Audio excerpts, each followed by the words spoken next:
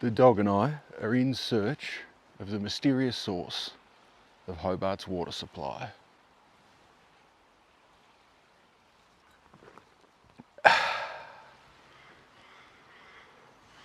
When the English arrived in 1804, the source of the stream that drew them to the spot for the settlement was a mystery.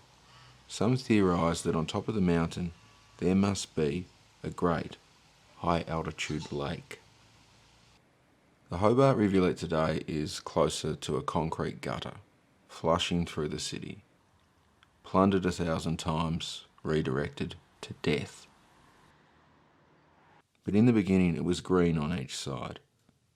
The creek was recorded on maps, as they called it at the time, Fresh Water River.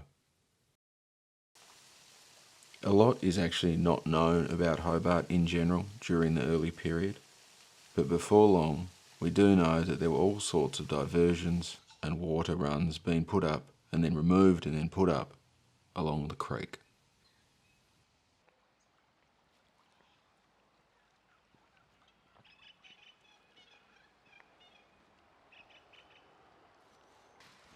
The dog and I are standing here on top of this piece of rivulet architecture in the minds of a lot of people in Hobart now. This is where the stream enters the capital. But early on, in the Convict period, when the whole island was being run as a military dictatorship, the military needed the water. That was primacy. And to do that, that meant intercepting the water before it got down this low, because it had to be directed to different areas of Hobart that are higher than where we are now. So that meant going up further and then channeling the water off in different directions in a complicated but very clever and essentially effective manner. In 1831, a second stream on the mountain had been found. Using basic hand tools, convicts diverted the flow over a mile across the face of the mountain so that it joined up with the Hobart rivulet. For the next few decades, a whole series of now mostly lost diversions and adjustments ran across Hobart. Water was taken to Anglesey Barracks and they built the town tunnel. Pieces of it still exist below the streets of the capital, occasionally refound on accident. A painting by Louis de Sanson depicts the water run, feeding water wheels in Hobart town.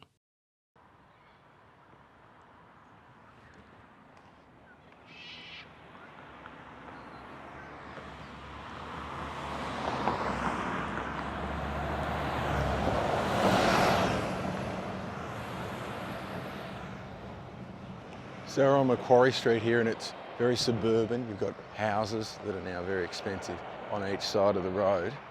Why is there this sports centre here? Normally,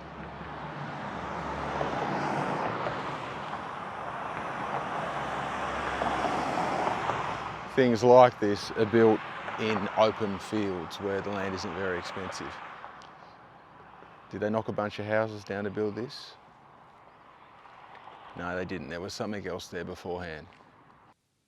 The Convict-made reservoir was built to mostly supply the female factory, as well as some other places.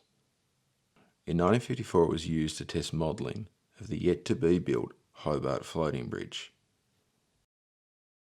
Today the badminton centre is built on top of it all, but the ruin is still below. The so-called mountain lake was built by the Cascade Brewery to give them a good supply of pure mountain water to make beer. The spot became a beloved place in Hobart. Horton Forest painted it several times in different seasons. It appeared on postcards, as well as a stamp.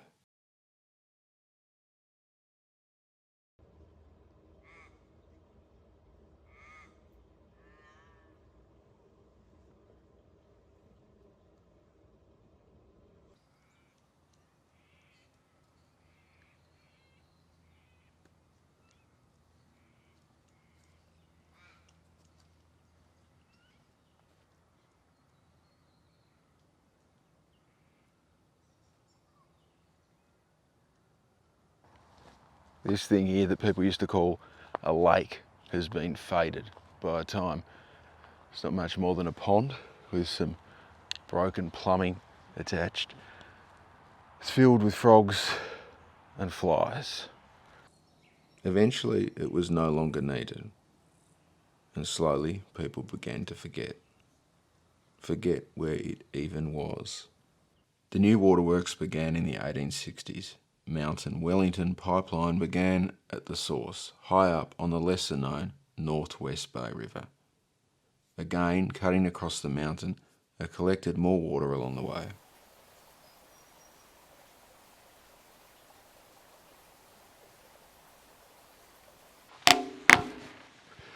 This doesn't look like that much now, but it was once a place of high and refined luxury.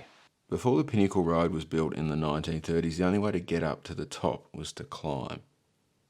Fern Tree Bower was made for people that were not fit enough or just didn't want to do all of that, and the Sybarites of the day would come to indulge. Today there is very little of it left, having been destroyed in the Great Flood of 1960.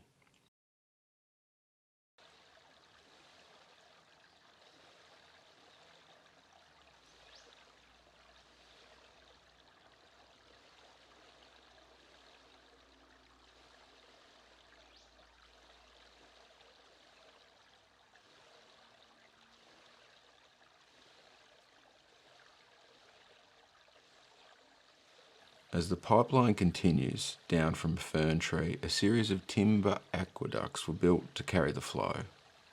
They were replaced with ornate sandstone that still stands. Many years later, metal pipes were bolted onto the sides, and the flow now exists in those.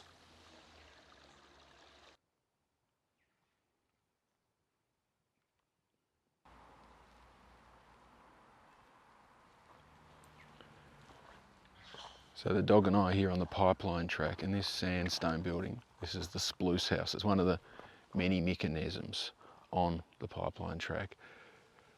The wall's original, obviously the door isn't. This looks as good as anything that you might find in Europe, but it's not obviously part of the Roman Empire. It's part of the ultimately superior British Empire. Despite all the ugliness and badness, if you want to measure overall achievements, the British Empire is probably the greatest. The pipeline terminated where the reservoirs are now. Sandy Bay Rivulet dammed. Before being dammed, the place was a valley like any other in the capital.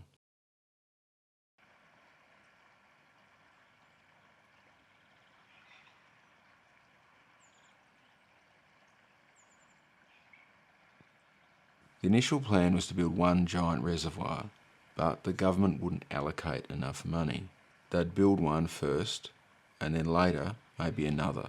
The lower one was put together in the 1860s. 20 years later, the walls of it began to falter. It was in danger of breaking. In an emergency, the upper reservoir was built. The lower one was emptied, the wall repaired, and then refilled, as it is today. Ridgeway Dam was built in 1919. Unlike the big earth heap reservoirs at the Sandy Bay Rivulet, this one would be made of concrete. But a century later, questions have been asked. Queries about the safety of the structure. Modelling of an imagined dam collapse has showed the potential impact that it would have, not on the Hobart CBD, but on Kingborough. Wells also were dug all over town. A well was found during the demolition of the old AMP building in 1968. Another was found in 1933 when the demolition started for the Commonwealth Bank. Fountains for drinking were put up about the layout, relieving citizens and animals, quenching thirst. Some were exceptionally ornate. Over time, they all sort of disappeared. A statue for the deceased King Edward VII was erected at Franklin Square. To do this meant the removal of a uniquely Tasmanian fountain dedicated to J.W. Seymour, moved to the intersection of Murray and Macquarie. Changing traffic conditions saw it be moved again. this time to the Royal Botanical Gardens, until vandals broke in during the night and smashed it. More of it was then taken away, and today it is all gone. About the hills there are smaller supplementary reservoirs, familiar to everyone who integrates themselves with the bush. Among these current structures are even earlier ones that are broken. If you walk, you will find.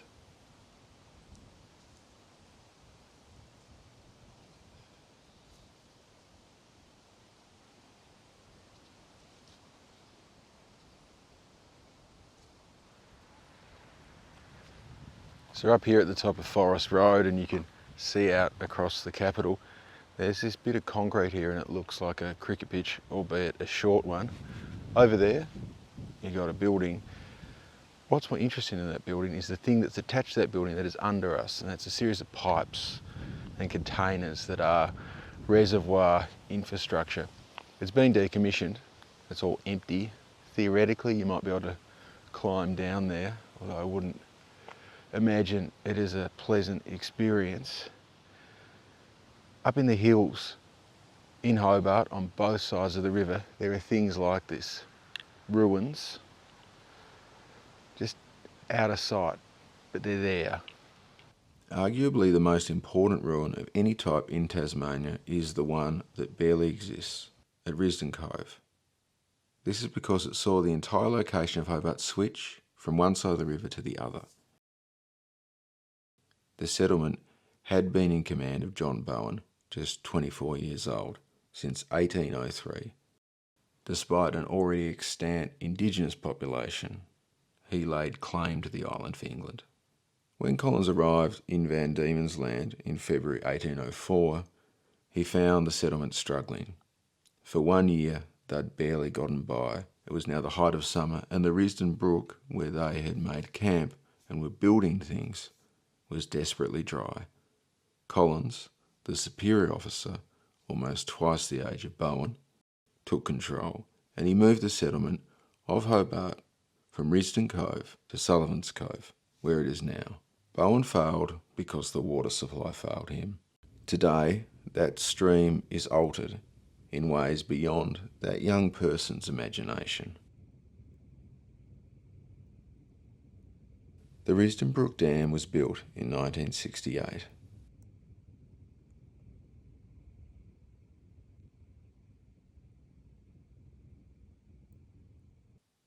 We can see the valley as it is now, and how it was for Bowen.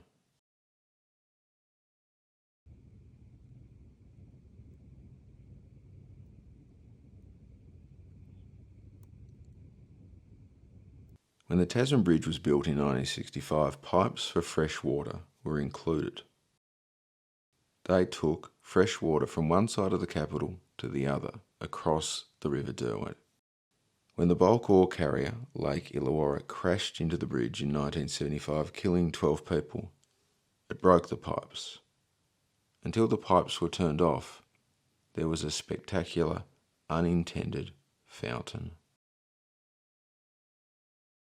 Lake Fenton in the Mount Field National Park would later become a supply of drinking water, piped down. And built in 1963, the Bryn Eston is located on the bank of the River Derwent, further inland where the water flows fresh. The system built by Tasmanians delivers possibly the very best drinking tap water on Earth. In 2 more centuries, the ways that are used to collect fresh water will have likely changed all over again. The dams in Hobart may have collapsed, or they may have been decommissioned in an orderly fashion. But there may be new ways entirely of collecting water, things that are unknown to us. Infrastructure can last a long time, but none of it lasts forever.